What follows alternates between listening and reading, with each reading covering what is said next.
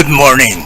This is Pastor Nene Rubrico, your host for this program, Biblical Perspectives, a commentary on the burning issues of our times viewed under the lens of the Bible. The views and opinions expressed in this program are solely those of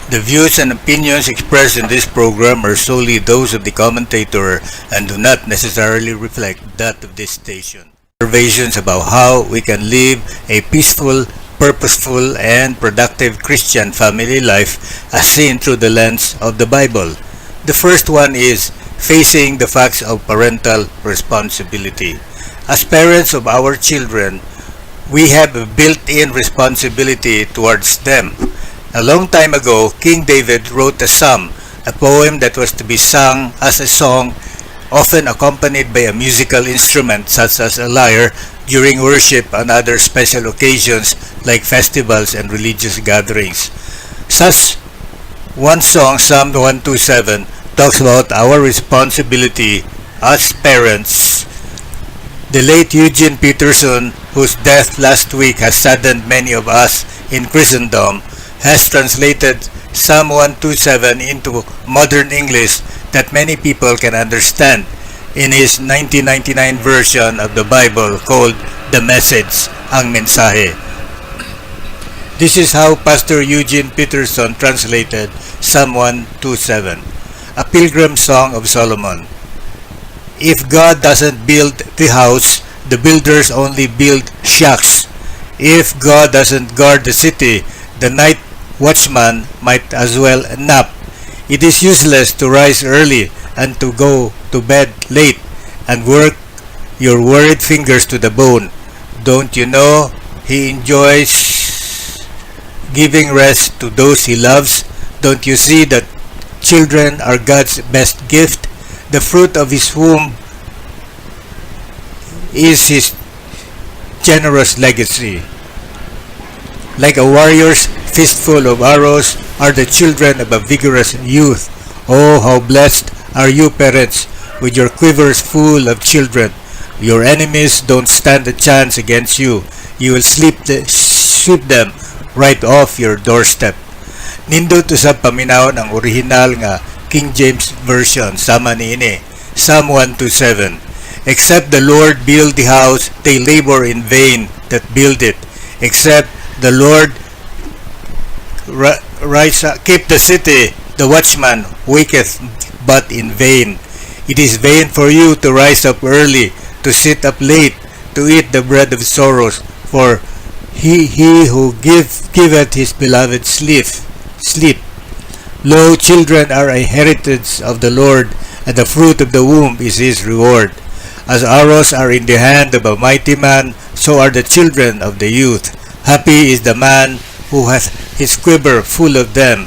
They shall not be ashamed, but they shall speak with the enemies in the gate. Ug ako kining gihubad sa Binasaya sa ingon ini, Salmo 127. Gawas kong ang Ginoo anaa sa pagatukuron nga balay, kawang lamang ang paningkamot niadtong mga tao nga gatukod niini. Gawas kong ang Ginoo magahipos sa syudad, kawang lamang ang pagbilar sa magbalantay niini. Kawang lamang kan nimo nga mumatag sayo, pagbilar og dugay, mukaon sa tinapay sa makasubo, aron lamang ipalabi niya ang tamis nga pagkatulog. Tanawa, ang mga bata panulundon sa Ginoo kanato. Ang bunga sa sabakan maoy iyang ganti, sama sa mga udyong nga hinuptan sa gamhanang manggugubat, mao ang mga bata sa atong kabatanon. Bulahan ang taong puno og udyong ang sudlanan niini, kay dili gayod sila mabuntog og maulawan, kay madinayugon sila sa pagkigsangka diha sa ganghaan sa ilang balay. Magpadayon kita, your relationship with your growing children. How is it going with you and the kids? Maybe that question doesn't apply to you.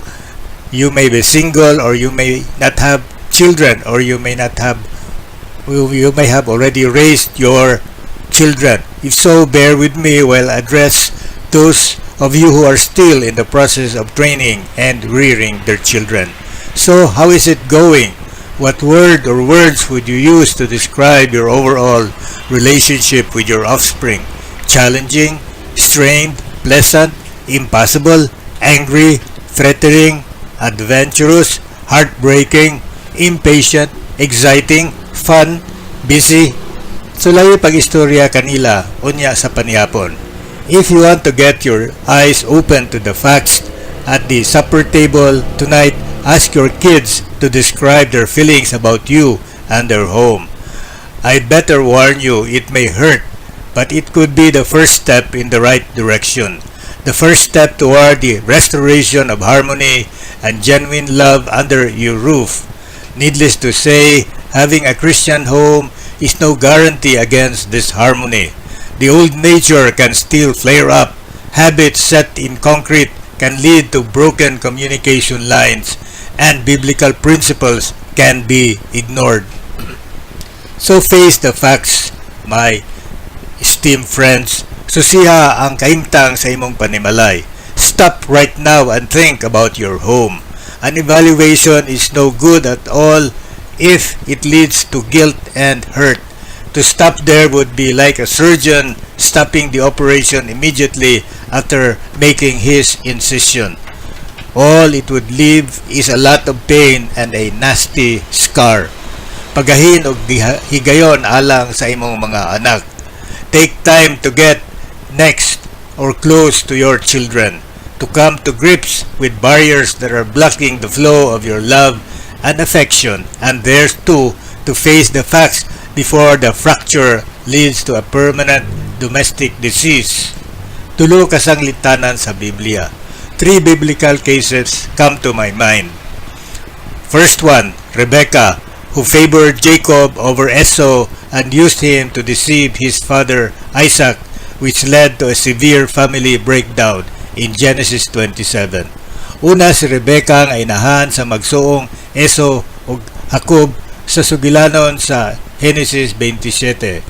Although Esau and Jacob were born twins, their mother Rebecca played favorites. She loved Jacob, the younger of the twins, perhaps because Jacob was more gentle and more pino compared to Esau, who in his youth had already married 2 pagan women, which brought much grief to mind to his parents, Isaac and Rebekah.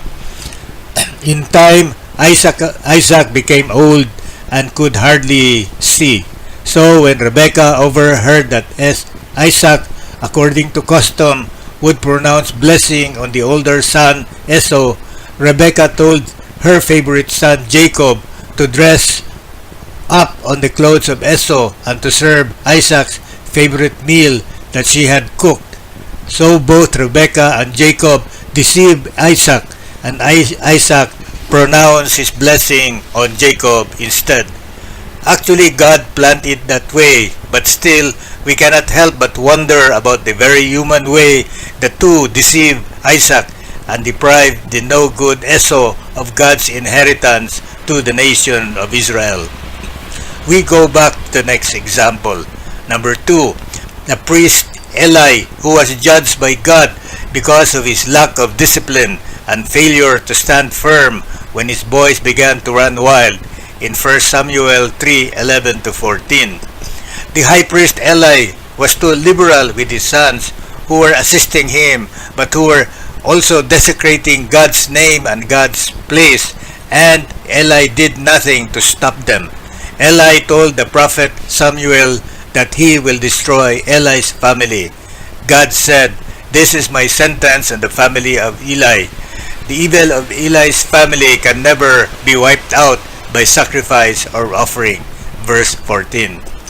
This is a biblical example of a parent losing control over the evil behavior of their children as they were growing up. Proverbs 22:6 says, "Train up a child in the way he should go, and when he is old, he will not depart from it." In a related manner, Proverbs 13:24 warns parents not to spoil their children.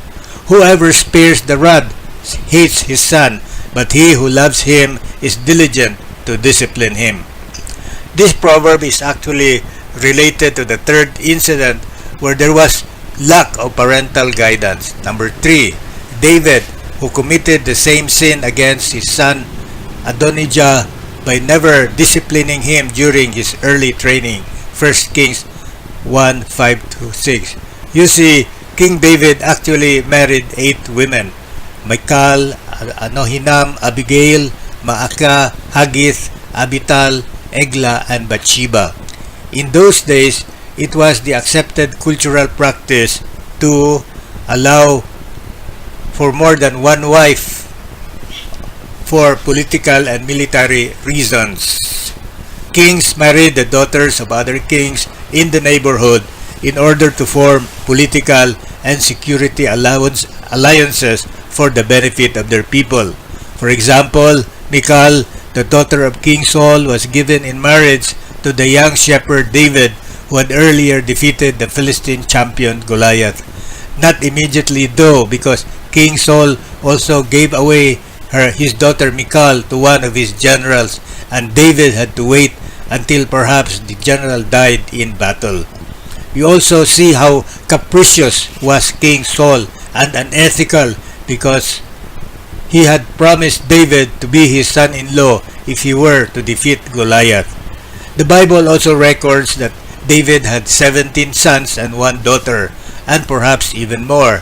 They were Amnon, Chileab, Absalom, Adonijah, Shephatiah, Itream, Shamu, Shobab, Nathan, Solomon, Ibhar, Elishua, Nephig, Jappiah, Elishama, Elida, Elipet, and Tamar the daughter.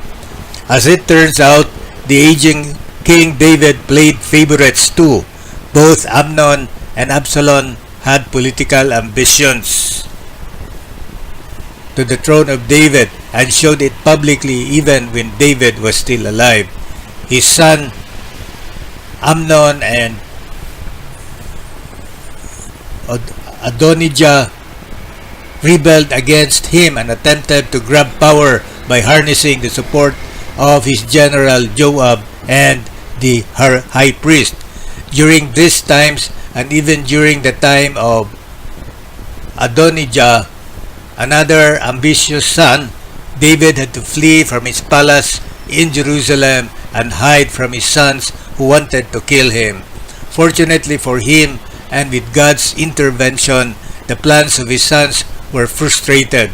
Even Bathsheba, David's favorite wife after Abigail, plotted to put their son Solomon on the throne, and succeeded again because the Lord was favorably disposed to Solomon and was pleased with him. So even from the Bible, we realize that human emotions and human plans are at work to further man's selfish agenda, often contrary to God's superior plan. And in many cases, God intervened or simply frustrated their human plans and intentions. But these Bible stories simply underscore the weaknesses of parental responsibility when they do it apart from God and not in prayer. You see, no one is immune, not even us today. So move ahead. Refuse to pamper your parental negligence any longer. Ayaw patugat-tugahi ang imong responsibilidad isip ginikanan. Unsay ang ayan sa ginikanan? Take time to evaluate the present condition of your home. Then take the steps needed to strengthen the weaknesses you uncover. Face the facts of parental responsibility. Kini sa Nene rubriko nagapasalamat ug nagaingon diya sa Biblia sa Panultihon 29 versikulo 18. Ang nasod nga dili giyan sa Dios, dili matigayon. God bless you.